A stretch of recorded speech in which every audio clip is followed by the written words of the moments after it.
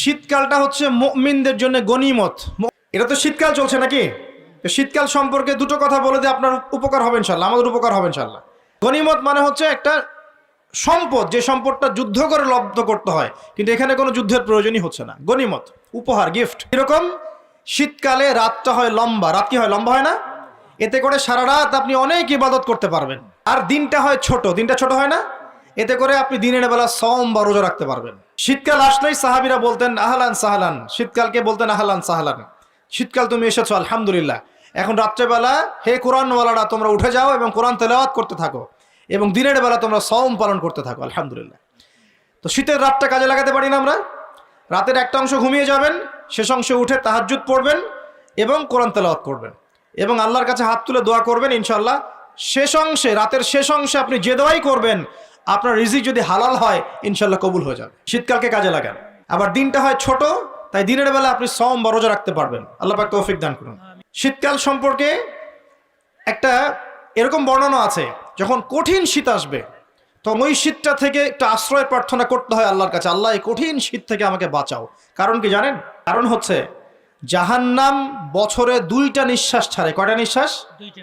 একটা নিঃশ্বাস গ্রীষ্মকালে যখন প্রচন্ড দাবদাহ চলে, ওইটা হচ্ছে জাহান্নামের নিঃশ্বাসের ফসল। ওই প্রভাবে পৃথিবীতে এরকম দাবদাহ চলে। এই সায়েন্স বিশ্বাস করবে? করবে না। ওর বিশ্বাসের আমার যায় আসে না। আল্লাহ পাক বলেছেন সত্য, রাসূল বলেছেন সত্য। একটা হচ্ছে শীতকালে যখন প্রচন্ড ঠান্ডা, তখন শীতকালে জাহান্নামের এমন একটা জায়গা আছে যেটা কিন্তু শীতল জায়গা। জাহান্নামের পুরো জায়গাটাই কিন্তু আগুন নয়, এমনও জায়গা আছে যেটা কি খুব শীতল। ওই শীতল অংশ শ্বাস ছাড়লে এই যে পৃথিবীতে সেই এই শীতের একটা প্রভাব চলে আসে, প্রচন্ড ঠান্ডার শৈত্যপ্রবাহ চলে আসে। এটা হয়তো অনেকে বিশ্বাস করবে না, মনে করবে যে ধর্মান্ধ কথাবার্তা। হাদিসে আছে নবী সাল্লাল্লাহু আলাইহি ওয়াসাল্লাম বলেছেন, কে সত্যবাদী? এই পুরো সভ্যতা না রাসূল সাল্লাল্লাহু আলাইহি ওয়াসাল্লাম? এই বিশ্বের সমস্ত মানুষ সত্যবাদী বেশি না আল্লাহ রসুল বেশি সত্যবাদী? শীতকালটা কাজে লাগাই। এই শীতকালে আমি একটা আমল বলে দিই প্রিয় ভাইরা। শীতকালে নবী সাল্লাল্লাহু আলাইহি ওয়াসাল্লাম এই যে তাহাজ্জুদ পড়তে উৎসাহিত করেছেন, সওম রাখতে উৎসাহিত করেছেন, এবং সাহাবীরা কোরআন তেলাওয়াত করতে উৎসাহিত করেছেন। একটা হাদিসে আছে তিনটা কাজ মানুষের গোনার একটা বড় বড় অংশকে মিটিয়ে দিবে। 1 নম্বর কাজ হচ্ছে সংকটকালীন অবস্থায় দান। মানে আপনার দান করার এখন সামর্থ্য খুব কম, টাকা পয়সার টানা হেঁচড়া আছে, এখন আপনি দান করছেন, এই দানের বিনিময়ে আল্লাহ পাক গুনাহ আপনার মাফ করে দিবেন ইনশাআল্লাহ।